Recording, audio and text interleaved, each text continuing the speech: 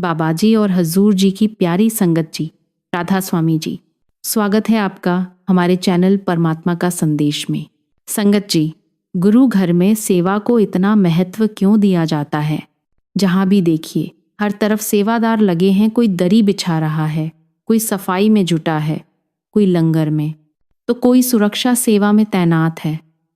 कई सत्संगी अपनी व्यक्तिगत कठिनाइयों के बावजूद सेवा स्थल पर पहुंचते हैं, मिट्टी उठाते हैं और पूरे प्रेम से गुरु घर की सेवा करते हैं।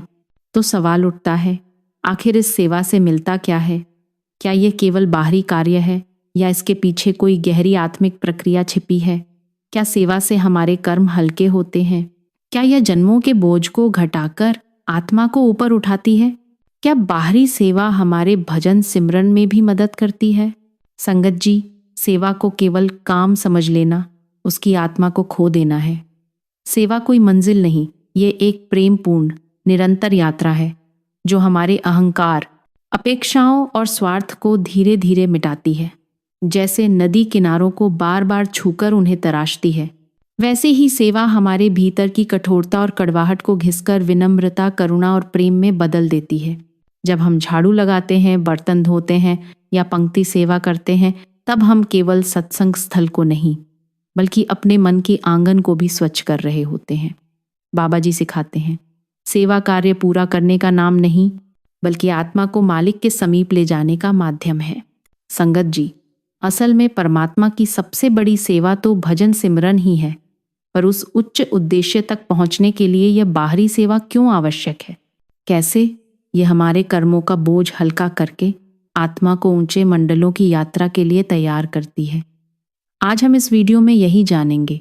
इसलिए संगत जी, वीडियो को अंत तक जरूर देखें, क्योंकि यह वही प्रश्न है जो कई बार बाबा जी से भी पूछे जाते हैं कि आखिर संतमत में सेवा को इतना महत्व क्यों दिया गया है।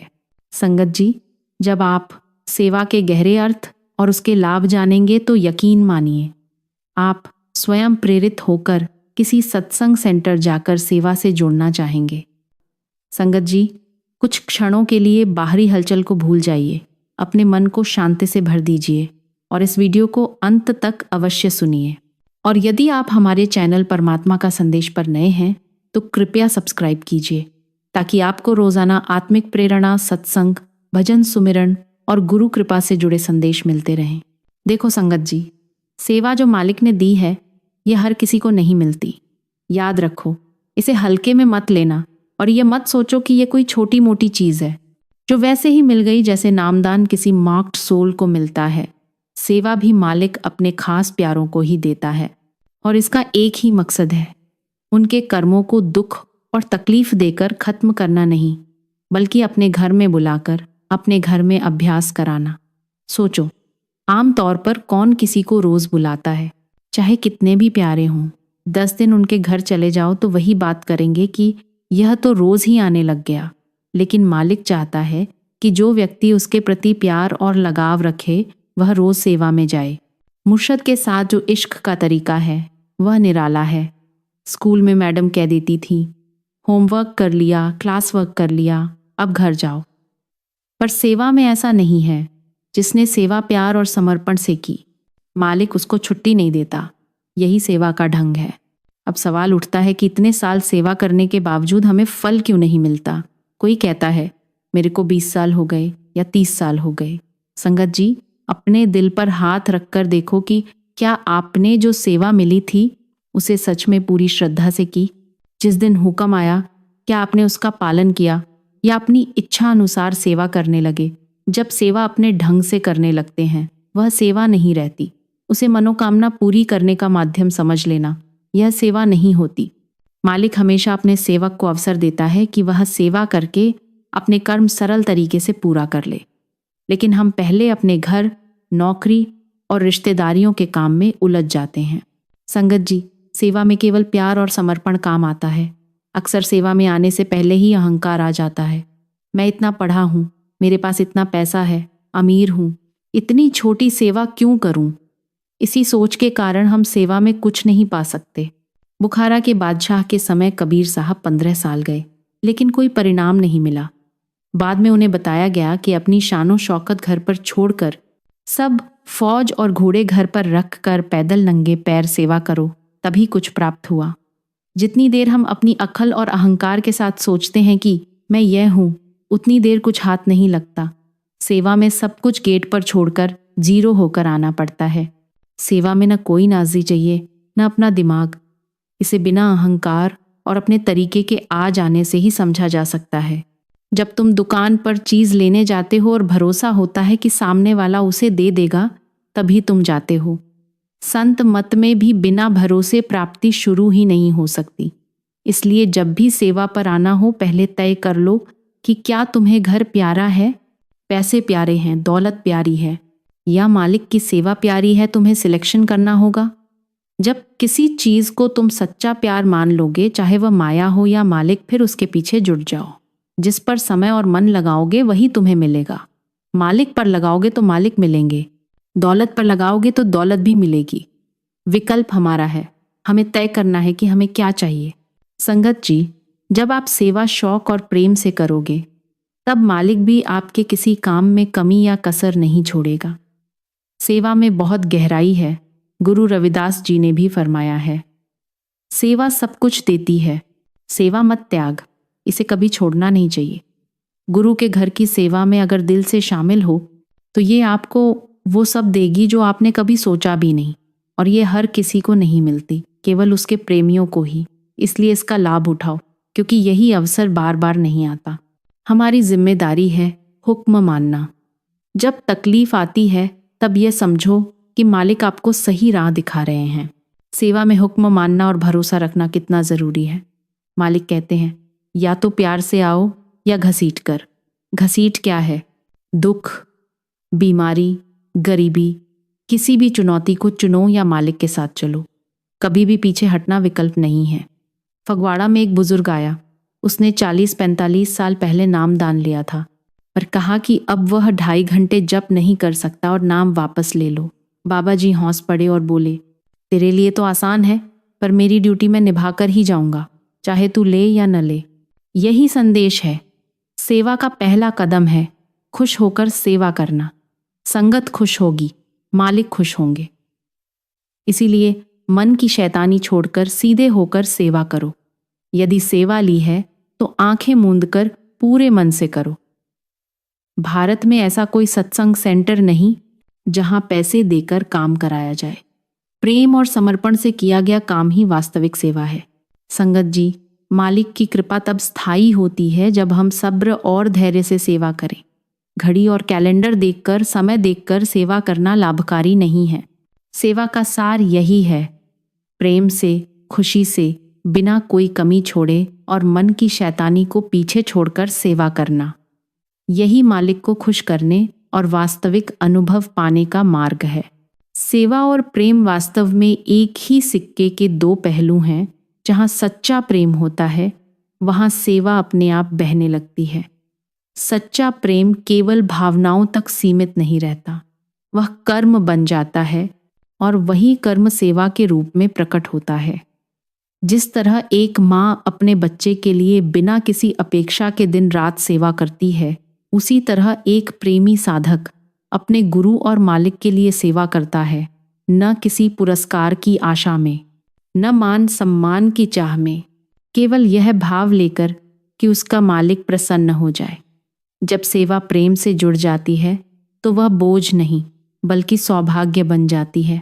उसमें थकावट नहीं बल्कि आनंद होता है। हजूर महाराज जी ने फरमाया, सेवा ही प्रेम है, यानी प्रेम को प्रकट करने का सबसे पवित्र और निर्मल तरीका सेवा है। इसलिए संगत जी, यह देखें कि हमारा प्रेम कितना सच्चा है। इसकी परीक्षा हमारी सेवा के स्वार्थरहित, समर्पणपूर्ण और मौन स्वरूप में होती है। भले ही सेवा का बाहरी रूप साधारण लगे, उसका आंतरिक उद्देश्य अत्यंत गहन है, और वह है हमारे मन को झुकाना। जन्मों से अहंकार और स्वार्थ में लिप्त मन को सेवा के माध्यम से विनम्र बनाया जाता है।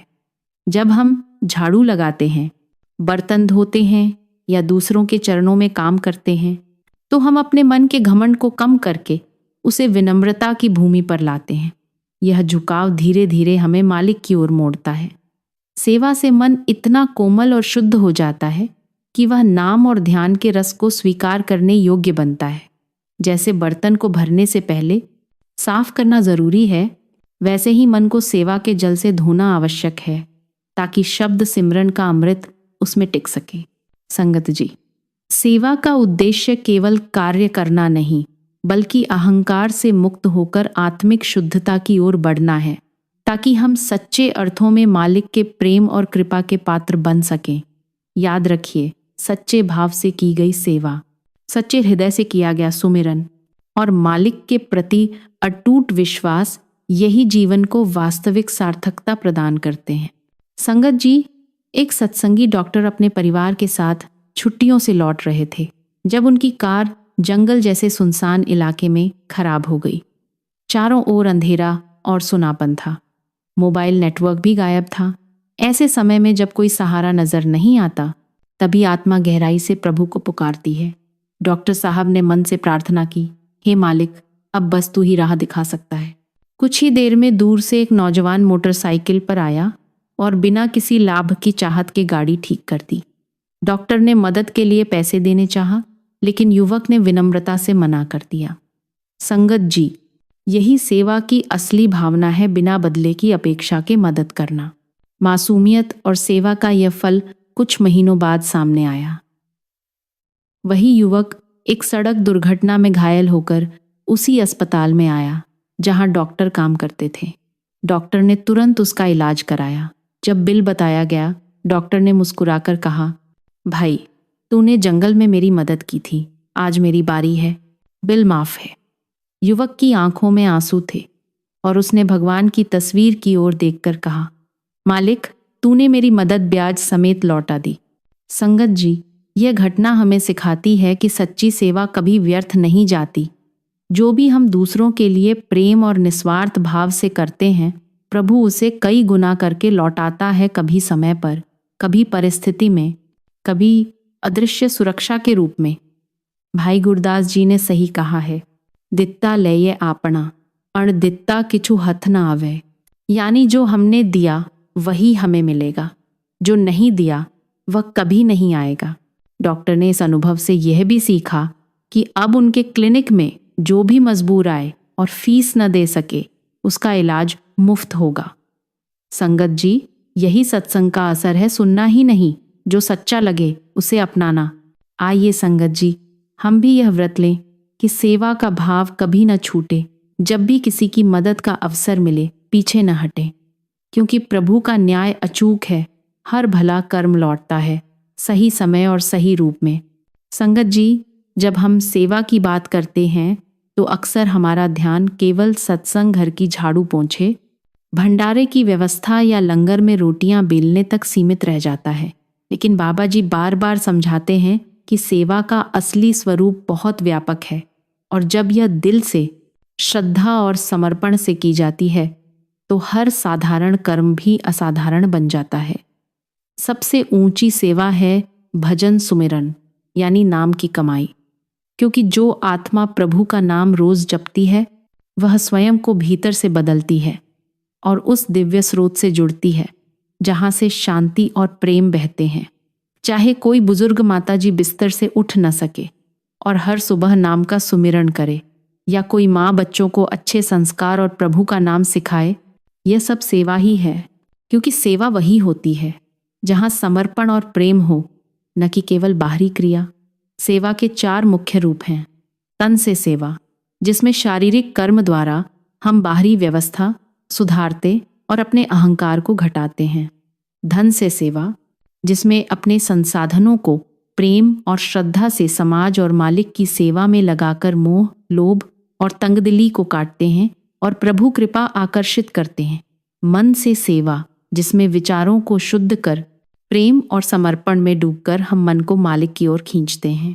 और आत्मा से सेवा या अंतर सेवा, जो सबसे गहरी और पवित्र है, जिसमें सिमरन, ध्यान और चेतना के उन्नयन द्वारा हम आत्मा को उसके असली घर की ओर ले जाते हैं। बाबा जी बार बार कहते हैं कि सेवा का मूल्य कार्य में नहीं, बल्कि भाव में है। यदि सेवा दिखावे, प्रशंसा या अहंकार के लिए की जाए तो वह सेवा नहीं रह जाती। सच्ची सेवा वही है जिसमें विनम्रता, मौन प्रेम और समर्पण हो, जिसमें अनुभव हो कि मालिक ही यह सेवा करवा रहे हैं और हमें उनका माध्यम बनने का सौभाग्य मिला है।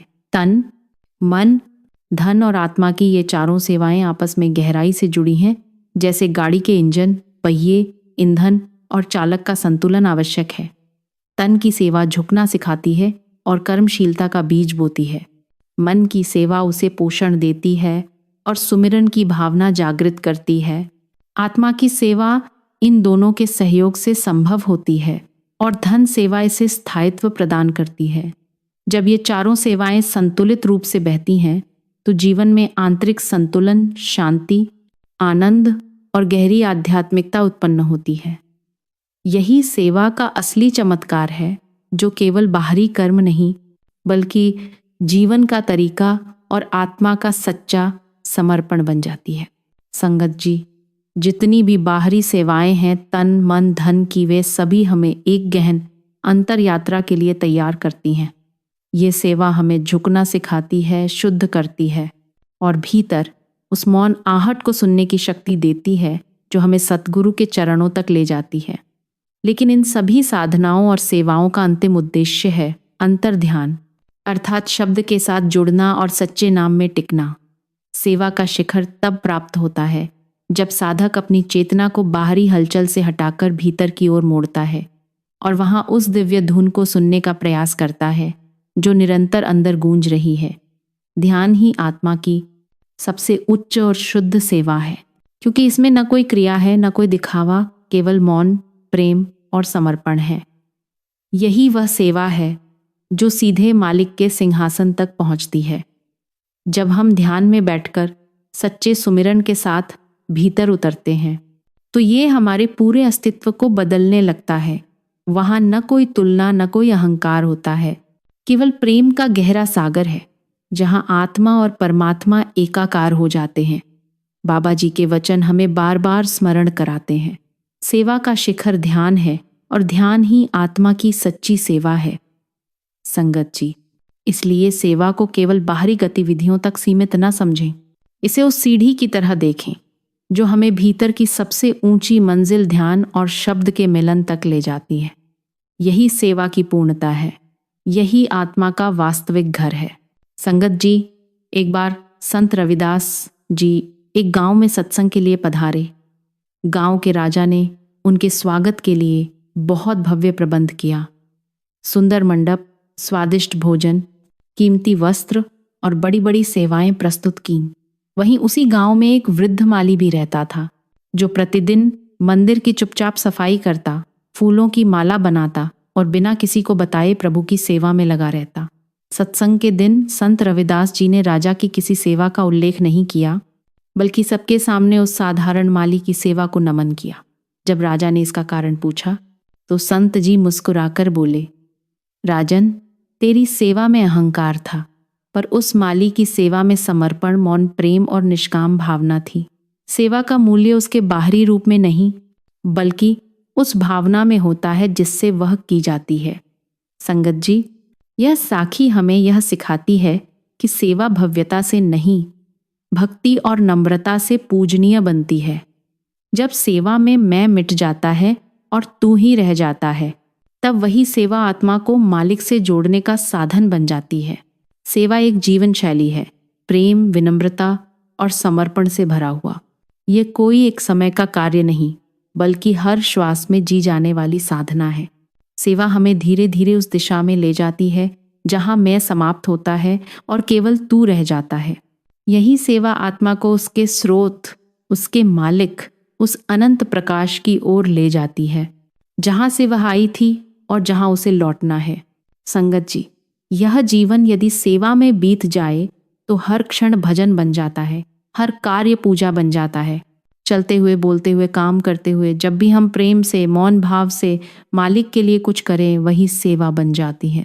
और यही सेवा आत्मा को सच्चे अर्थों में मालिक के चरणों तक पहुंचा देती है। रहमत वहीं बरसती है जहां विनम्रता, समर्पण और प्रेम की भूमि तैयार हो। संगत जी, सबसे महत्वपूर्ण बात, सेवा का भाव कभी ना छूटे। बाबा जी कहते हैं, चाहे सेवा की तो मार्ग अपने आप खुलेंगे। इसका अर्थ है कि जब हमारे भीतर सच्ची प्यास होती है सेवा करने की, तो जीवन खुद अवसर देता है। किसी बीमार की सेवा, किसी दुखी को ढांढस देना, किसी अनजान की मदद, ये सब सेवा के ही रूप हैं। संगत जी, सेवा कोई विशेष अवसर या स्थान की मोहताज नहीं होती। यह एक जीवन शैली है, एक दृष्टिकोण है। हर कर्म, चाहे वो खाना बनाना हो, दफ्तर की नौकरी हो, बच्चों को पढ़ाना हो या परिवार की देखभाल, जब प्रभु को समर्पित होकर किया जाता है, जब उसके स्मरण में किया जाता है, जब मैं को हटाकर तू ही तू कर दिया जाता है, तो वो कर्म सेवा बन जाता है। तो संगत जी, आइए आज हम प्रण लें कि सेवा सिर्फ सत्संग घर तक सीमित नहीं रहेगी, बल्कि हमारे पूरे जीवन का सार बन जाएगी। हमारे बोल, हमारा व्यवहार, हमारी सोच और हमारे कर्म सब सेवा से भर जाएं। मालिक हमें ऐसा भाव दे, ऐसी श्रद्धा दे और ऐसी सच्ची प्यास दे कि हम हर पल उसकी सेवा में लगे रहें, न दिखावे के लिए, न बदले के लिए, बस उसकी रज़ा में। संगत जी, एक प्यारी सी बहन ने अपना अनुभव साझा किया। उन्होंने बताया कि पिछले कुछ महीनों से उनका मन बहुत जोर से कहने लगा कि उन्हें सत्संग घर जाकर सेवा करनी चाहिए, लेकिन जैसा अक्सर होता है, मन में कई डर और सवाल उठने लगे। घर की जिम्मेदारियां हैं, बच्चे हैं, पति का ध्यान, बुजुर्गों की देखभाल और सबसे बड़ा डर, अगर सेवा ले ली और फिर निभा नहीं पाए तो क्या होगा? सुबह जल्दी उठना मुश्किल है, कहीं नींद न खुली तो? सेवा में तो पक्का बैच बनता है, हर बार उपस्थिति देनी होती है और जिम्मेदारी ली तो फिर निभानी भी पड़ती है। यह सब सोचकर वो रुक जाती थीं, खुद से कहती अभी नहीं, कभी और सही। लेकिन संगत जी, फिर उन्होंने एक छोटी सी पर बहुत सुंदर शुरुआत की। उन्होंने सोचा कि चाहे मैं पक्की सेवा न ले सकूं, लेकिन मैं खुली सेवा तो कर सकती हूं। और यही से बदलाव शुरू हुआ। अब जब भी वो रविवार को सत्संग जाती, तो सत्संग समाप्त होने के बाद कुछ समय वहीं रुककर छोटी छोटी सेवाएं करने लगी। कभी पानी के गिलास धो दिए, कभी दरी लपेटने में मदद कर दी, कभी झाड़ू लगा दी और कभी कुर्सियां उठाने में हाथ पौंटा दिया। उन्हें इसके लिए किसी बैच की ज़रूरत नहीं थी, सिर्फ सेवा भाव चाहिए था, जो उनके भीतर पहले से ही मौजूद था। उनका कहना था, जब हम सत्संग पर जाते हैं तो सब कुछ सजा सोमरा, साफ सुथरा और व्यवस्थित मिलता है। हम बस आकर बैठ जाते हैं और सत्संग सुनते हैं। लेकिन क्या हमने कभी सोचा कि उस सुंदर व्यवस्था के पीछे कितने लोगों की घंटों की मेहनत छुपी है? कितनी श्रद्धा से किसी ने दरी बिछाई होगी, कितनी लगन से किसी ने माइक सिस्टम ठीक किया होगा, किसी ने पानी भरकर रखा होगा, साफ सफाई की होगी, ताकि हम आराम से प्रभु की याद में बैठ सकें। उन्होंने कहा, अगर मुझे वह सब कुछ व्यवस्थित रूप में मिल रहा है, तो क्या मेरा फर्ज नहीं बनता कि मैं भी उसमें थोड़ा योगदान करूं? क्या मैं उतनी ही सेवा न करूं जितनी सेवा मुझे मिल चुकी है? इस सोच के साथ उन्होंने सेवा करनी शुरू की, न दिखावे के लिए, न किसी को बताने के लिए, बस अपने बाबा जी को धन्यवाद देने के लिए। संगत जी, वो कहती हैं कि जब वो सत्संग के बाद थोड़ी देर रुककर कुर्सियां समेटती थीं, पानी के गिलास उठाती थीं, तो उनके भीतर एक अलग ही संतोष और शांति भर जाती थी। उन्हें लगता था, आज सिर्फ बाबा जी ने मुझे नहीं दिया, मैं भी कुछ लेकर गई हूँ, आज मैंने भी कुछ लौटाया है। और यही भावना सबसे सच्ची सेवा की होती है। तो संगत जी, ज़रूरी नहीं कि सेवा के लिए हमें हमेशा पक्का बैच ही लेना पड़े या किसी बड़ी जिम्मेदारी को उठाना पड़े। अगर दिल में सेवा का भाव है तो प्रभु अपने आप रास्ते खोल देता है। हमें बस इतना सोचना है, मुझे मिला हुआ इतना कुछ है, क्या मैं थोड़ा सा लौटा नहीं सकता? एक गिलास उठाकर, एक दरी लपेटकर, किसी को मुस्कुराकर पानी देकर भी सेवा हो जाती है। और याद रखिए, बाबा जी ने फरमाया है, हर सच्चे भाव की सेवा मालिक के दरबार में दर्ज होती है। इसलिए संगत जी, चलिए हम भी इस सच्ची भावना को अपनाएं। चाहे पक्की सेवा ले पाएं या नहीं, खुले दिल से छोटी छोटी सेवा करके अपने जीवन को धन्य बनाएं। यकीन मानिए, ऐसे छोटे छोटे कदम एक दिन हमें सेवा के उस विशाल समंदर तक पहुंचा देंगे, जहां मन भी तृप्त होता है, आत्मा भी निखरती है और मालिक भी खुश होकर अपनी रहमतें लुटाता है। संगत जी, इस सच्ची घटना से हमें यही समझ आता है कि सेवा का द्वार केवल सत्संग घर या किसी बड़ी व्यवस्था तक सीमित नहीं है। सेवा के द्वार अनेक हैं, अनगिनत हैं। जरूरत सिर्फ एक सच्चे, समर्पित और भावपूर्ण मन की होती है। जब हम किसी भी कार्य को निष्काम भाव से प्रभु की याद में करते हैं, चाहे वह घर की कोई जिम्मेदारी हो, ऑफिस की ईमानदारी हो, किसी ज़रूरतमंद को सहारा देना हो या बस मीठे बोल से किसी का मन हल्का करना हो, हर कर्म सेवा बन जाता है। बाबा जी समझाते हैं कि सेवा का स्वरूप बहुत सूक्ष्म भी हो सकता है। नाम का सुमिरन, सबके लिए दुआएं, दूसरों की गलती को क्षमा करना और किसी अनजान को मुस्कान देना भी एक सेवा है। इसलिए संगत जी, अगर कभी ऐसा लगे कि हम सेवा नहीं कर पा रहे तो दुख मत पालिए। अपने अंदर झांकिए, देखिए प्रभु ने आपको कितने माध्यम दिए हैं सेवा करने के। जो कुछ भी कर सकते हैं उसे प्रेम और समर्पण से कीजिए, बिना बदले की आशा के। क्योंकि जब कर्म में मालिक की याद जुड़ जाती है तब वही कर्म सेवा बन जाता है। और संगत जी, जिस सेवा में भाव होता है उसका फल भी अनंत होता है। संगत जी, एक बहुत ही प्यारा और दिल को छू लेने वाला प्रसंग है जो एक बार डेरा बेअस सत्संग स्थल पर सेवा कर रहे एक सेवादार ने साझा किया था। यह प्रसंग सेवा के असली मर्म को उजागर करता है। हुआ यूं कि गर्मी की एक सुनहरी सुबह थी। मौसम सुहाना था और सेवा का माहौल भी बहुत प्रेममय। ग्राउंड टीम के सेवादार घास काटने, पौधों की निराई करने और अन्य बागवानी कार्यों में तन्मयता से जुटे हुए थे। हर चेहरा सेवा की शांति और प्रभु की निकटता से दमक रहा था। तभी अचानक मौसम ने करवट ली और जोरदार आंधी के साथ मूसलाधार बारिश शुरू हो गई। सारे सेवादार अपने अपने औजार छोड़कर पास के एक गार्डन टेंट में शरण लेने के लिए दौड़ पड़े। बारिश की बूंदें जैसे आसमान से नहीं, प्रभु की कृपा से बरस रही थीं। सेवादार टेंट के नीचे एकत्र होकर बादलों की गर्जना और वर्षा की लय को निहार रहे थे। उसी क्षण एक युवा सेवादार ने एक सहज किंतु गहरा प्रश्न पूछ लिया। सेवा का असली उद्देश्य क्या है? अगर हमारे पास आधुनिक औजार होते तो हम आधे समय में सेवा पूरी कर सकते थे। बारिश भी हमें नहीं रोक पाती। यह प्रश्न टेंट में कुछ पल के लिए हवा में तैरता रहा, जैसे सभी को सोचने का अवसर दे रहा हो। कोई तुरंत उत्तर नहीं दे पाया।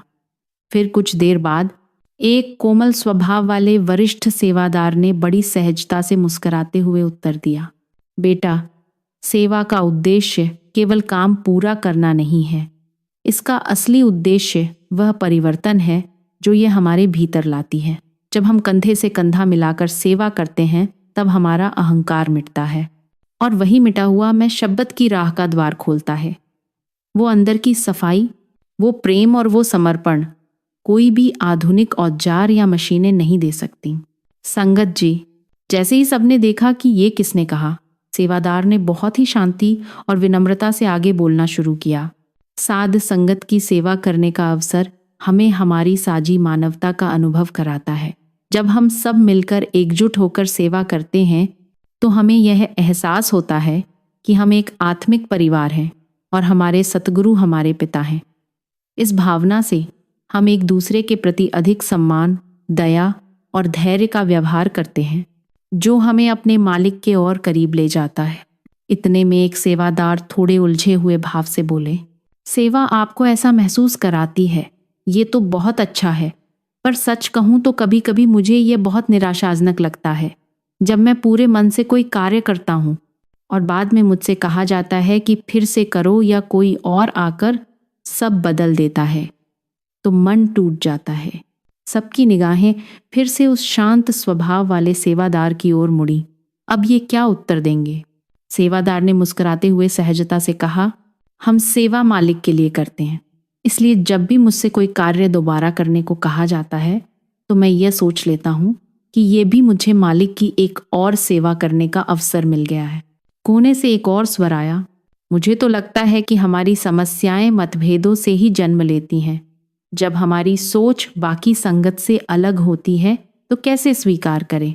उस शांत सेवादार ने बहुत सहज उत्तर दिया, सबसे महत्वपूर्ण बात यह है कि हमारे सतगुरु चाहते हैं कि सेवा आपसी मेल और प्रेम से हो।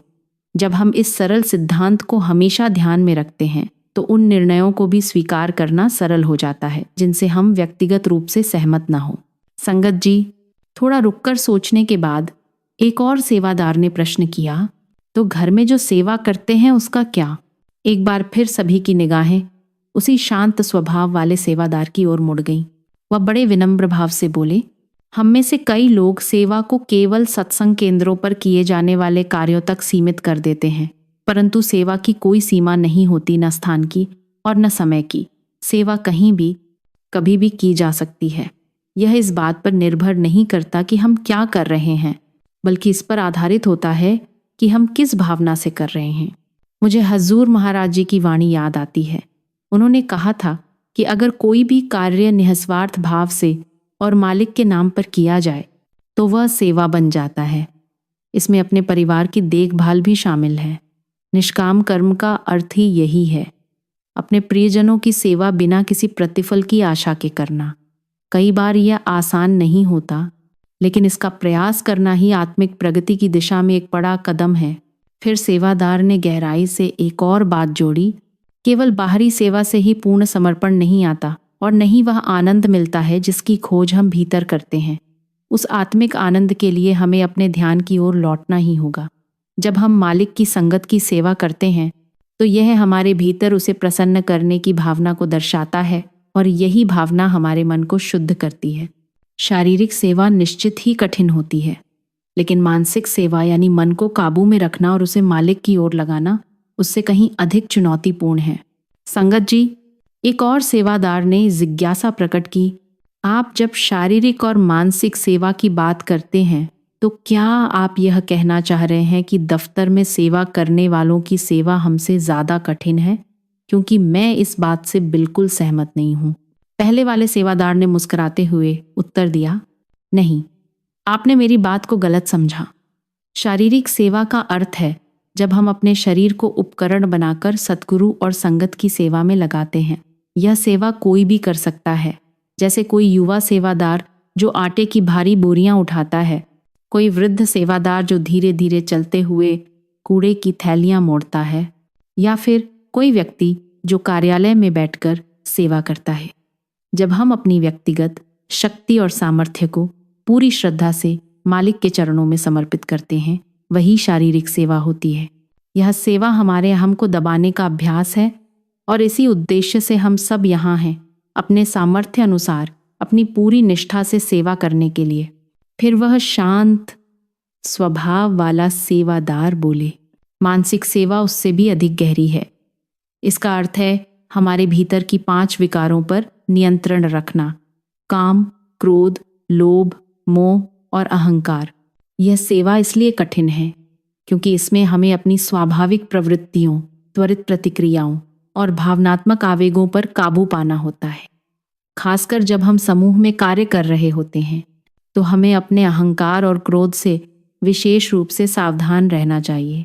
अगर हम किसी कार्य में नेतृत्व या निरीक्षण की भूमिका में हैं तो हमें यह देखना होगा कि कहीं यह भूमिका हमारे भीतर श्रेष्ठता का भाव तो नहीं जगा रही। जब हम किसी और सेवादार को फीडबैक देते हैं तो भाषा और भाव ऐसे हों कि वह सेवादार खुद को छोटा या निराश महसूस न करे। उसी तरह जब हम स्वयं फीडबैक लें तो वह हमारे अहं को चोट न पहुंचाए, इस भाव से उसे ग्रहण करना चाहिए। भले ही किसी क्षण में हम अपने मनोविकारों पर नियंत्रण पा लें, लेकिन भीतर एक खिंचाव बना रहता है। हमारे भावनात्मक आग्रह कुछ और चाहते हैं और विवेक कुछ और कहता है। इन दोनों के बीच संतुलन बनाना कोई आसान कार्य नहीं है। केवल वैराग्य युक्त मन, डिटैच्ड माइंड के द्वारा ही हम इस आंतरिक संघर्ष से बच सकते हैं और तर्क वितर्क की स्थिति में पड़ने से बच सकते हैं। संगत जी, सेवा केवल हाथों और पैरों से नहीं होती, वह तब पूर्ण होती है जब मन, वचन और कर्म तीनों मालिक की याद और भक्ति में समर्पित हों। यही संतुलन हमें सच्चे सेवादार की ओर ले जाता है। संगत जी, उसी क्षण किसी ने व्यंग्य करते हुए कहा, तो क्या इसीलिए आप ज्यादा बोलते नहीं?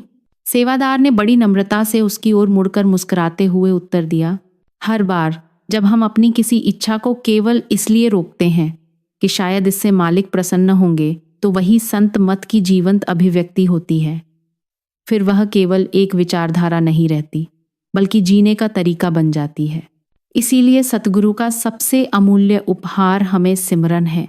इसकी शक्ति अपार है, यह हमारी सबसे बड़ी कमजोरियों को हमारी सबसे बड़ी ताकत में बदल सकता है। तभी एक युवा सेवादार ने चिंता के भाव से पूछा, मुझे अपने माता पिता की चिंता होती है।